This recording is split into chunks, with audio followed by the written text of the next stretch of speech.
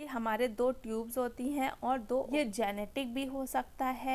Hello friends, कैसे हैं आप सबका स्वागत है मेरे चैनल में। मैं हूं प्रियंका और आज इस वीडियो में मैं शेयर करने जा रही हूं हिस्ट्रोस्कोपी। आज मैं इस वीडियो में सिर्फ हिस्ट्रोस्कोपी से रिलेटेड बातें शेयर करने वाली हूं। हिस्ट्रोस्कोपी और लैप्रोस्कोपी के ऊपर मैंने दो डिटेल में वीडियोस बना चुकी हूँ, पार्ट 1 और पार्ट 2। उसमें मैंने लैप्रोस्कोपी और हिस्ट्रोस्कोपी से जुड़े सारे अपने पर्सनल एक्सपीरियंस शेयर करे हुए हैं पूरा डिटेल में। अगर वो आपने नहीं देखा है तो प्लीज़ जा कर के देख लें। लेकिन जो मेरे नए सब्सक्राइबर हैं उन लोगों का हिस्ट्रोस्कोपी से जुड़े कुछ सवाल हैं, तो आज मैंने ये डिटेल में वीडियो बना रखी है सिर्फ हिस्ट्रोस्कोपी के, कि डॉक्टर हमें हिस्ट्रोस्कोपी क्यों लिखते हैं और किस तरीके से हिस्ट्रोस्कोपी में जांच होती है और किस तरीके से आप आसानी से कंसीव कर सकती हैं। तो चलिए वीडियो शुरू करते हैं। तो आज एक डायग्राम में मैंने आपको करके बताया कि हिस्ट्रोस्कोपी में कौन कौन सी चीज़ें होती हैं जो कि डॉक्टर्स ठीक कर देते हैं उसी समय और आप नॉर्मली कंसीव कर सकती हैं। उसके अलावा पहले जान लेते हैं कि हिस्ट्रोस्कोपी डॉक्टर हमें लिखते किन कारणों से है। तो सबसे पहला कारण तो यही होता है इनफर्टिलिटी, यानी कि आपकी सारी रिपोर्टें वगैरह नॉर्मल आ रही हैं लेकिन फिर भी आप कंसीव नहीं कर पा रही हैं। तो डॉक्टर्स आपका देखना चाहते हैं कि कहीं आपके यूट्रस यानी कि बच्चेदानी में किसी प्रकार की कोई दिक्कत, फोड़े फुंसी या फिर जाले वगैरह तो नहीं है जिसकी वजह से स्पर्म और एग का मिलन नहीं हो पा रहा है और आप कंसीव नहीं कर पा रही हैं। उसके बाद दूसरा कारण होता है मिसकैरेज। आपकी प्रेगनेंसी तो ठहर जाती है लेकिन 3 से 4 महीने बाद आपका बार बार मिसकैरेज हो जाता है, यानी कि जो आपका एग की क्वालिटी है वो ठीक नहीं हो पा रही है, यानी कि जो एग है वो सही तरीके से नहीं बन पा रहे हैं या फिर आपकी ओवरी के आसपास कोई दिक्कत तो नहीं है। तो इस तरीके की प्रॉब्लम्स को देखने के लिए भी डॉक्टर्स आपको हिस्ट्रोस्कोपी लिखते हैं।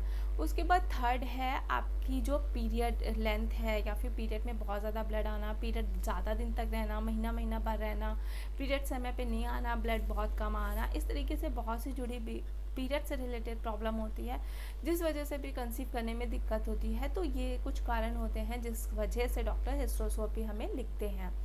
उसके बाद ये हिस्ट्रोस्कोपी होती कैसे है, तो देखिए हिस्ट्रोस्कोपी एक बहुत बड़ी प्रक्रिया देखिए हो तो नहीं होती है, लेकिन ये हिस्ट्रोस्कोपी करवाने से पहले डॉक्टर आपका फुल बॉडी चेकअप कराते हैं, आपका हार्ट रेट चेक करवाते हैं, आपका बीपी, शुगर, आपको पास में कोई आपका बायोप्सी तो नहीं हुआ था या फिर आपको पहले कोई सर्जरी वगैरह तो नहीं हुई थी या फिर आपका किसी प्रकार की आपको कोई बीमारी तो नहीं रह चुकी है। इस तरीके से आपका फुल बॉडी चेकअप करवाते हैं।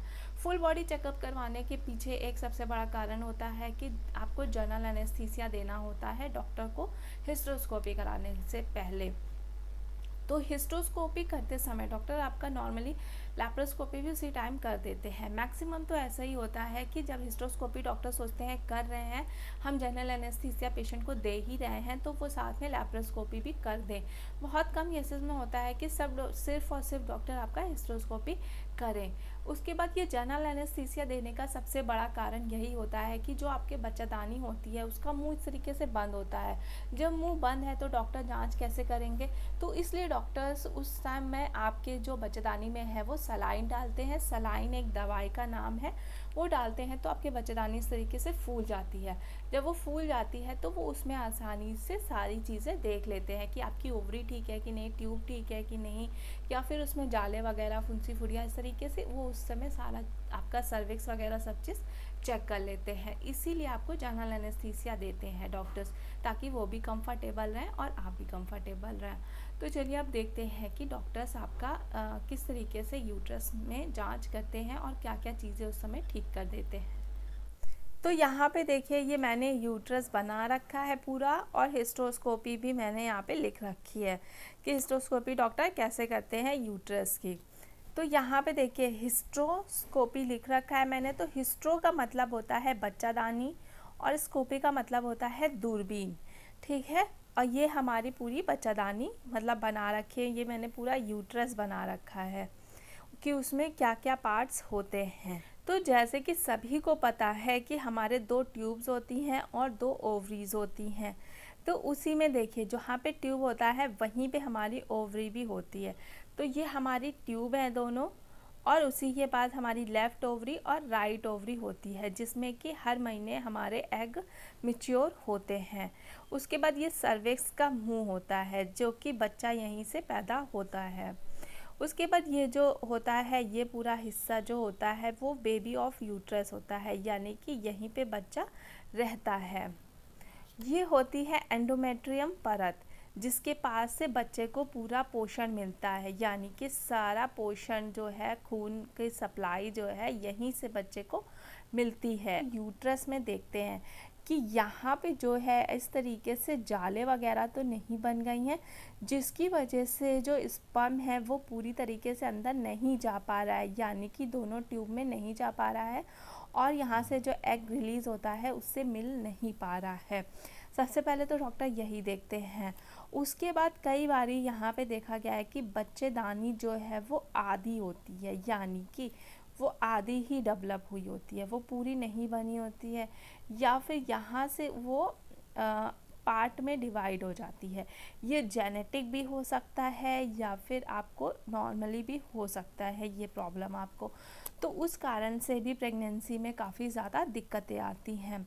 उसके बाद सबसे बड़ा रीज़न ये देखा गया है कि यहाँ पे, यानी कि ये जो ट्यूब है यहीं पे जाले वगैरह बन जाती हैं, या रसौली हो जाती है, या किसी भी प्रकार का इन्फेक्शन हो जाता है, जिसकी वजह से ये जो स्पर्म है यहाँ तक पहुँच ही नहीं पाता है। जब यहाँ पे जाले होंगी तो ये एग अंदर कैसे जाएगा, और ये मतलब ये शुक्राणु यहाँ से कैसे जाएंगे और अंडे से कैसे मिलेंगे, तो इस वजह से भी प्रेगनेंसी में दिक्कत आती है। तो डॉक्टर्स यहाँ से जो है ये जाले वगैरह उस समय हटा देते हैं हिस्ट्रोस्कोपी करते समय।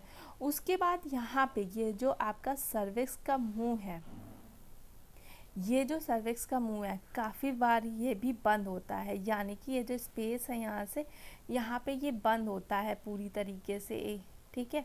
तो ये जो जब बंद होगा, सर्विक्स का मुंह ही बंद होगा आपका, तो ये जो स्पर्म यहाँ से आता है वो अंदर नहीं जा पाता है।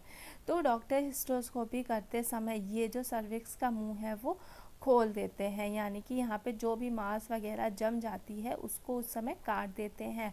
तो यहाँ से जब वो काट देंगे तो आसानी हो जाएगी शुक्राणु को अंदर जाने में, अंडाणु से मिलने के लिए। तो इस तरीके से हिस्ट्रोस्कोपी में ये कुछ मेन चीज़ें होती हैं जो नॉर्मल केस में अगर सारी रिपोर्टें वगैरह नॉर्मल आ रही हैं तो प्रेगनेंसी नहीं हो पा रही है, तो ये कुछ चीज़ें होती हैं जो हिस्ट्रोस्कोपी करके डॉक्टर्स आपका हटा देते हैं अंदर से, और आपको नॉर्मली कंसीव हो जाता है अगले महीने। उसके बाद यहाँ से जो एग निकलता है, यानी कि ये जो ओवरी है यहाँ पे काफ़ी बार सिस्ट वगैरह जम जाती है। जैसे जो एग है यहाँ से रिलीज़ होता है तो वो अंडे का रूप ना लेकर के इस तरीके से चपटे चपटे से सिस्ट नुमा में जम जाते हैं। तो डॉक्टर इसको भी इस समय यहाँ पे सफाई कर देते हैं। सफाई करने के बाद जो आपका ये अंडा है वो पूरी तरीके से बनना शुरू हो जाता है, क्योंकि जब यहाँ पे किसी प्रकार का इन्फेक्शन हो जाएगा, गंदगी जम जाएगी, तो उसी वजह से यहाँ पे जो है वो एग पूरी तरीके से बन नहीं पाते हैं, तो वो चिपटे चिपटे जो है सिस्ट के रूप में जमने लगते हैं। तो ये पूरा आपके बच्चेदानी की उस समय डॉक्टर सफाई कर देते हैं। लेकिन जो आपने ये देखा बच्चादानी आदि है, इसका इलाज तो शायद नहीं हो पाता है इस समय हिस्ट्रोस्कोपी में, और जब आपकी बच्चेदानी आधी है तो शायद आपको आगे चल के कंसीव करने में भी दिक्कत आती है।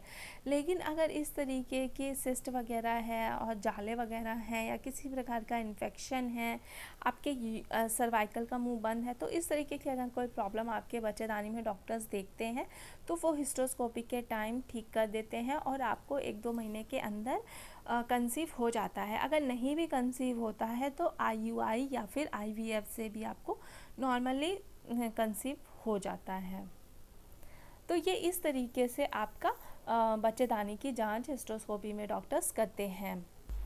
तो आई होप आज का वीडियो आप सबको अच्छा लगा होगा। अच्छा लगे तो प्लीज़ लाइक शेयर कमेंट ज़रूर करिएगा। चैनल पे नए आए हैं तो प्लीज़ चैनल को सब्सक्राइब करें। आगे किसी नई वीडियो में फिर मिलेंगे, तब तक के लिए चलते हैं, बाय बाय।